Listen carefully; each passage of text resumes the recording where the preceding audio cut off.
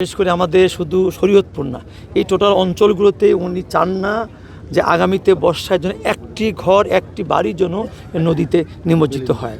যে আমাদের বিশেষ করে ব্যয়টা লক্ষ্য না, আমাদের লক্ষ্য হচ্ছে এই এলাকার মানুষকে রক্ষা করা।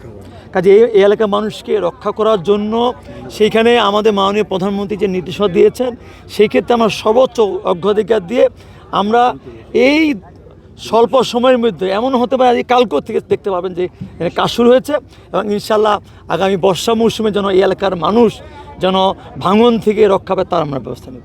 আপনাকে একটা জিনিস চিন্তা করতে হবে, এই সরকারের মেয়াদ কেবল 2 মাস, অতএব তার মধ্য থেকে কিন্তু দেখেন আমাদের মাননীয় প্রধানমন্ত্রীর কিন্তু সর্বোচ্চ অগ্রাধিকার দিয়েছেন বিশেষ করে এই অঞ্চলের, বিশেষ করে আমাদের শুধু শরীয়তপুর না, এই টোটাল অঞ্চলগুলোতে উনি চান না যে আগামীতে বর্ষার জন্য একটি ঘর একটি বাড়ির জন্য নদীতে নিমজ্জিত হয়।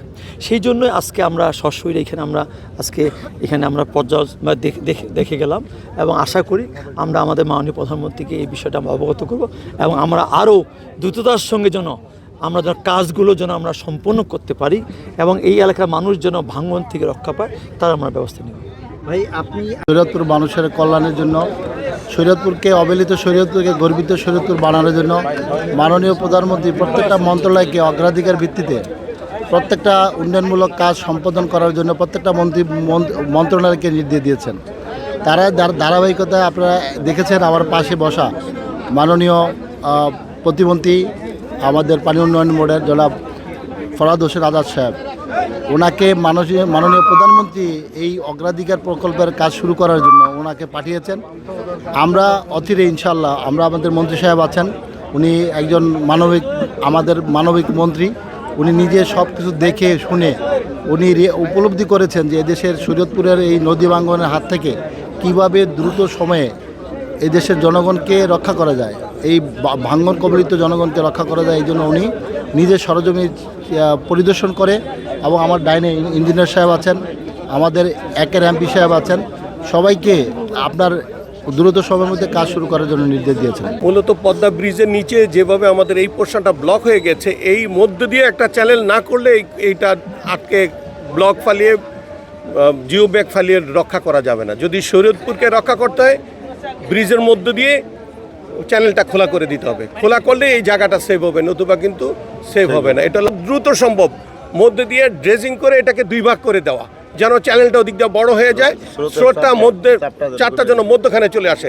আর যদি এটা ব্লক থেকে এখানে ডাম্পিং করা হয় জিও ব্যাগ এবং ব্লক, এই নদী কিন্তু রক্ষা হবে, নদীর পার রক্ষা হবে না। এতে এই অঞ্চলের পূর্বাঞ্চলে বিশেষ করে নৈরা যেভাবে গজব দেখা গেছে, ঠিক একই অবস্থা কিন্তু এটা দেখা যাবে। এটা হিট হয়ে গেলে নৈরা কিন্তু ক্ষতিগ্রস্ত হয়ে যাবে এবং নৈরা হলে সখীপুর হবে। টোটাল পাশাপাশি 3টা থানা কিন্তু ক্ষতিগ্রস্ত হয়ে যাবে এবং এখানে প্রায় অনেক বিদেশি থাকে, প্রবাসে থাকে, তারা যেই জমি জমা কিনেছে, তাদের যে স্বপ্ন এখানে নদীর পাড়ে কিছু ইন্ডাস্ট্রি, এগুলি সব ধূলিসাৎ হয়ে যাবে।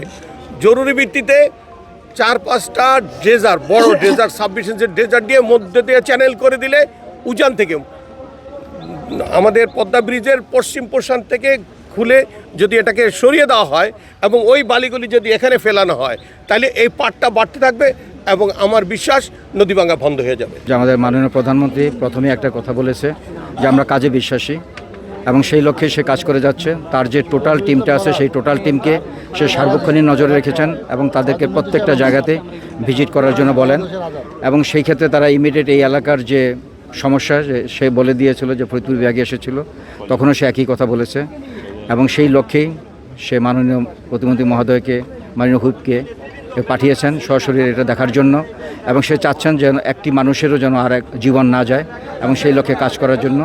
এবং তারা সেই লক্ষ্যে অনেক দূর থেকে এসেছেন, তাদের অনেক প্রোগ্রাম আছে, সেই প্রোগ্রামগুলোকে বাতিল করে এখানে তারা এসেছে এবং ইমিডিয়েট তারা কাজ শুরু করবেন। যে প্রয়োজন এমন হতে পারে হয়তো কালকে থেকে কাজ শুরু হতে পারে এবং তারা পুরো টেকনিক্যাল টিম নিয়ে এসেছেন। সেই টেকনিক্যাল টিমের যে সমস্যাগুলি আছে সেই সমস্যা কীভাবে নিরসন করা যায় সেই লক্ষ্যে তারা ফুল টিম নিয়ে এসে কাজ করতে